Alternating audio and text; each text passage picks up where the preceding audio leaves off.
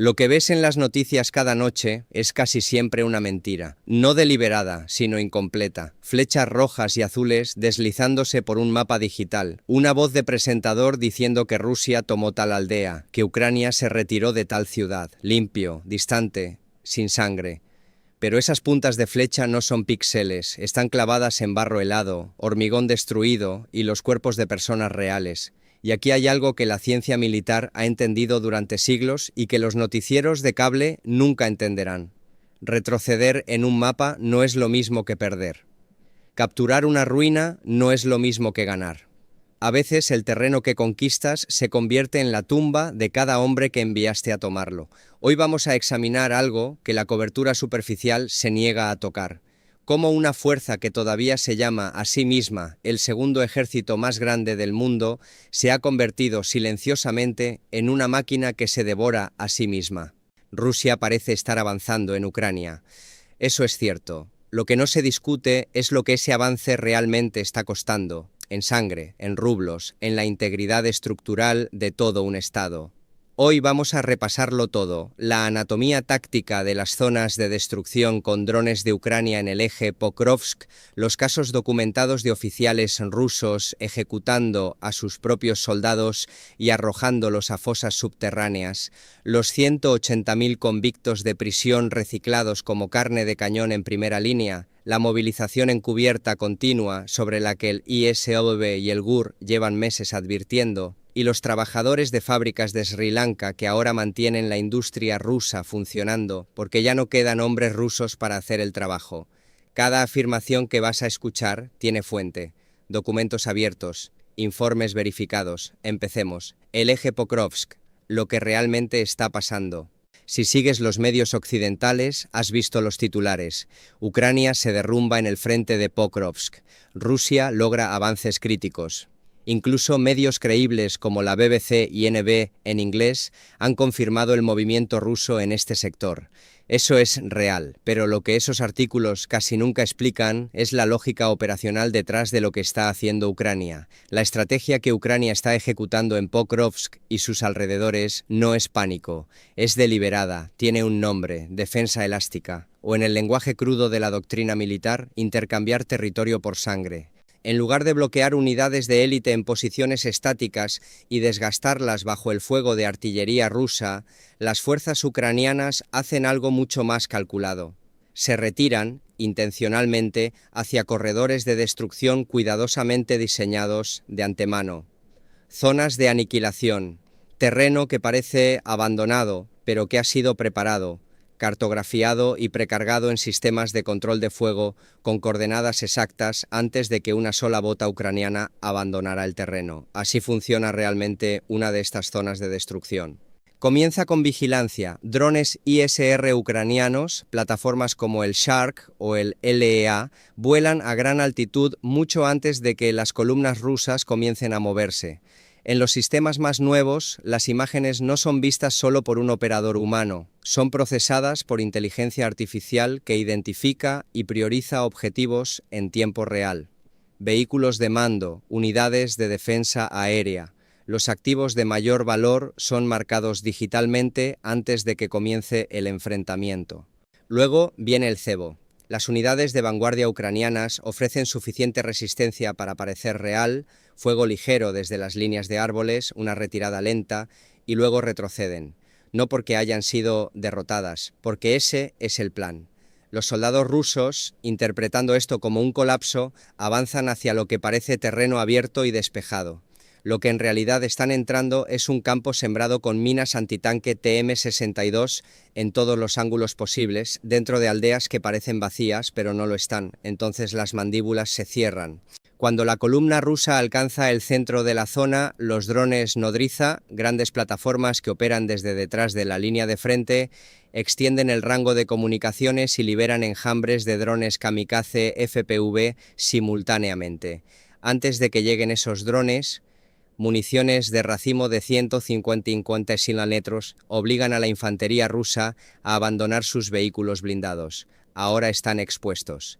Y entonces el cielo se llena. Docenas de drones en fase terminal autónoma que los sistemas de guerra electrónica no pueden detener de manera fiable, se abaten sobre soldados que no tienen dónde ir. Así es como Ucrania compensa su brecha de municiones y su desventaja numérica. Rusia está avanzando, sí, pero el mapa que se dibuja en esos avances está siendo tintado con soldados rusos a un ritmo industrial. El costo humano, lo que significan realmente 1000 bajas al día. El seguimiento de bajas del Ministerio de Finanzas de Ucrania, cotejado con confirmaciones visuales independientes, produce cifras que, si realmente te detienes a asimilarlas, describen no una operación militar, sino una catástrofe demográfica. El secretario general de la OTAN, Mark Rutte, confirmó esto públicamente, según informó RBC Ucrania. Las pérdidas rusas en puntos calientes, como Pokrovsk y Kurakhove, rondan aproximadamente 1000 bajas o heridos de combate graves cada día. Déjalo asentar. 1000 al día, 30.000 al mes. Alrededor de 360.000 al año. No existe en la historia militar moderna una cifra comparable para una guerra convencional terrestre. En las semanas que Rusia ha estado avanzando por el este de Ucrania, ha absorbido más pérdidas humanas que toda la campaña soviética en Afganistán a lo largo de 10 años. Esta no es una operación sostenible, es el consumo sistemático de la próxima generación de Rusia, hombres jóvenes convertidos en estadísticas y enterrados en campos que sus familias nunca encontrarán. Los informes de los calabozos, oficiales matando a sus propios hombres. ¿Cómo se mantiene la cohesión de unidad en un ejército donde los drones despedazan a los hombres desde el cielo y 1000 soldados mueren cada 24 horas? La respuesta del ejército ruso, al parecer, es el terror. El Moscow Times, basándose en el trabajo periodístico de la red investigadora independiente Borska, documentó al menos 100 casos de oficiales rusos ejecutando personalmente a sus propios soldados en el frente ucraniano. Esto no es un argumento ucraniano ni un rumor de Telegram. Está sustanciado por testimonios de soldados que regresan del frente, documentos de tribunales militares filtrados y comunicaciones interceptadas.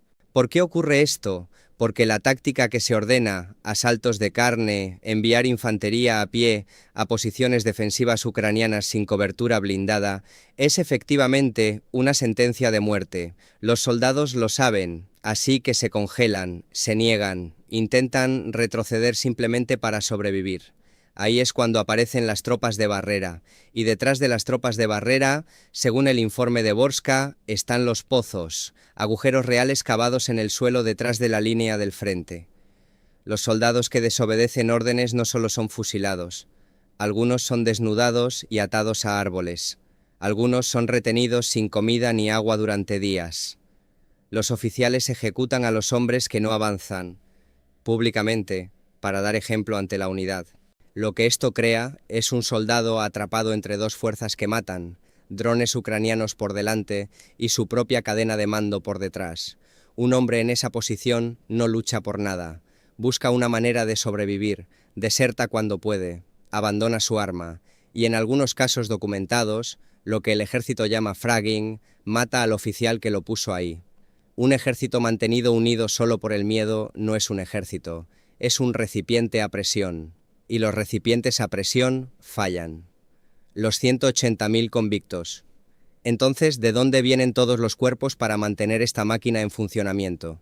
Según informes del Kyiv Independent, basados en datos del Servicio de Inteligencia Exterior de Ucrania y publicaciones de inteligencia de defensa ucraniana en Telegram, Rusia ha sacado aproximadamente 180.000 presos de su sistema penitenciario desde que comenzó la guerra.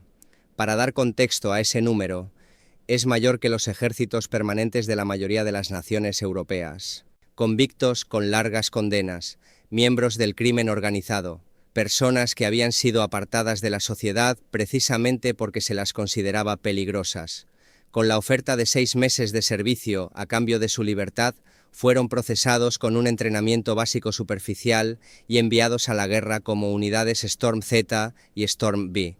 Lo que esto indica es que el núcleo profesional del ejército ruso, paracaidistas VDV, fuerzas especiales Spetsnaz, la columna vertebral institucional entrenada, ha sido consumido. Lo que lo reemplazó es una organización paramilitar construida desde la clase criminal marginal, y luego incluso las prisiones se vaciaron.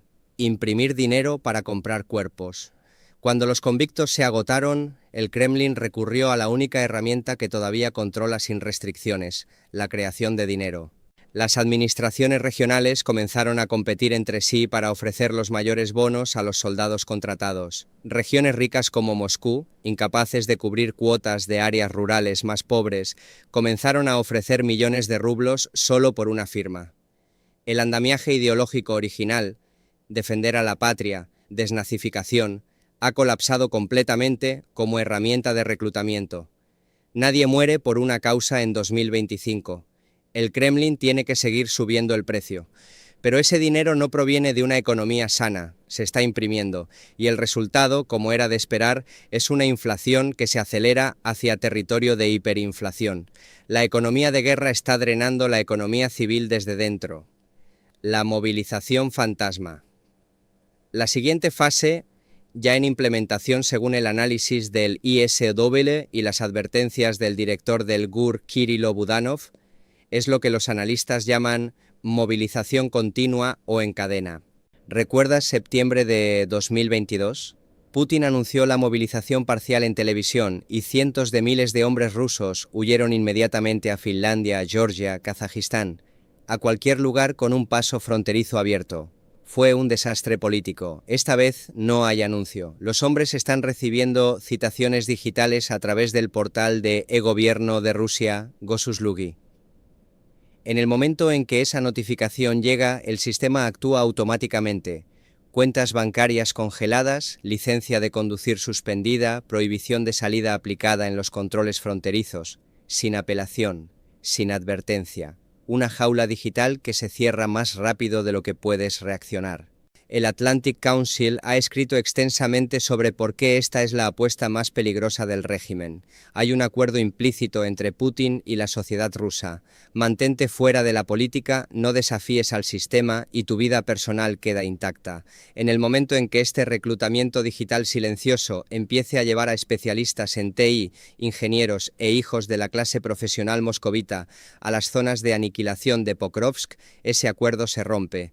El agua en la que la rana ha estado sentada empieza a hervir. Putin camina sobre una línea entre lo que su ejército necesita para sobrevivir y lo que su posición política puede absorber. Esa línea se adelgaza cada semana. El problema de la fábrica. La guerra no es solo lo que ocurre en las trincheras. La guerra es la cadena de suministro detrás de las trincheras. Son las fábricas que producen los proyectiles, las redes logísticas que los llevan al frente, los trabajadores que se presentan cada día para mantener la máquina en funcionamiento. Rusia se está quedando sin esos trabajadores. Un análisis de Forbes describe la devastación demográfica en términos contundentes. Más de 1 millón de muertos y heridos graves. Más de 1 millón de profesionales cualificados que abandonaron el país después de que comenzara la guerra, ingenieros, desarrolladores, especialistas que no van a volver. Y encima de eso, una industria de defensa funcionando sin parar para abastecer una línea de frente que consume material a un ritmo que ninguna economía en tiempos de paz fue diseñada para sostener. El resultado, según informan RBC Ucrania y el Economic Times, es que Rusia ha comenzado a importar mano de obra de India, Sri Lanka y varios países africanos para cubrir el vacío tanto en infraestructura civil como en instalaciones de producción. Aquí está el problema que Forbes identifica y que los titulares de cifras globales pasan por alto. No puedes coger a un trabajador agrícola de Sri Lanka y sentarlo ante una máquina CNC de precisión en una fábrica de tanques en Nizhny Tagil. La interfaz está en ruso, las herramientas requieren años de memoria muscular entrenada. Los desajustes de habilidades, las barreras lingüísticas y los errores de producción se están acumulando. Un país que fue a la guerra alardeando de grandeza imperial ahora necesita importar trabajadores del sur de Asia para mantener el pan horneado y las tuberías sin congelarse. Sus propios mecánicos y soldadores se están descomponiendo en campos ucranianos. Eso no es un problema temporal de personal, es un colapso demográfico hecho visible. Lo que todo esto realmente significa, une estos hilos y la imagen que se forma no es solo de una guerra.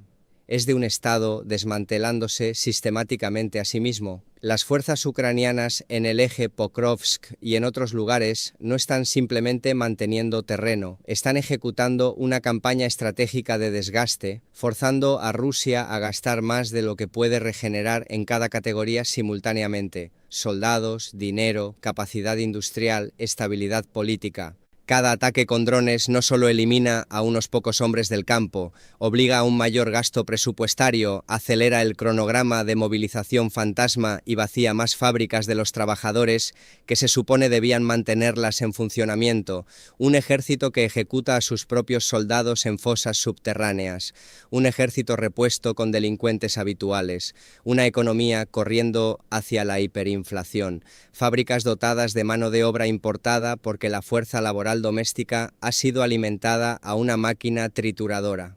Desde lejos, esa estructura todavía puede parecer una fuerza militar avanzando en un mapa, pero ese impulso no proviene de la fortaleza, proviene de la masa, un vehículo con el motor destruido y sin frenos, rodando hacia adelante por su propio peso, aplastando todo a su paso, incluyéndose a sí mismo. La pregunta dejó de ser ¿hasta dónde puede avanzar Rusia? Hace mucho tiempo. La pregunta real es ¿cuánto tiempo más puede permanecer oculto este colapso interno antes de que la estructura ceda por completo? Eso es todo para el análisis de hoy. Mapas tácticos, fuentes abiertas, hechos documentados, sin especulación, sin ruido. Si este tipo de desglose militar detallado es lo que quieres ver más, suscríbete y activa la campana. Y quiero escucharte en los comentarios. Dados todos los elementos presentados aquí, la movilización encubierta, la caída libre demográfica, la presión económica, ¿cuánto tiempo crees que puede mantener Rusia esto antes de que algo se quiebre internamente de una manera que no pueda gestionarse? Deja tu análisis abajo. Soy Charlie, cuídense.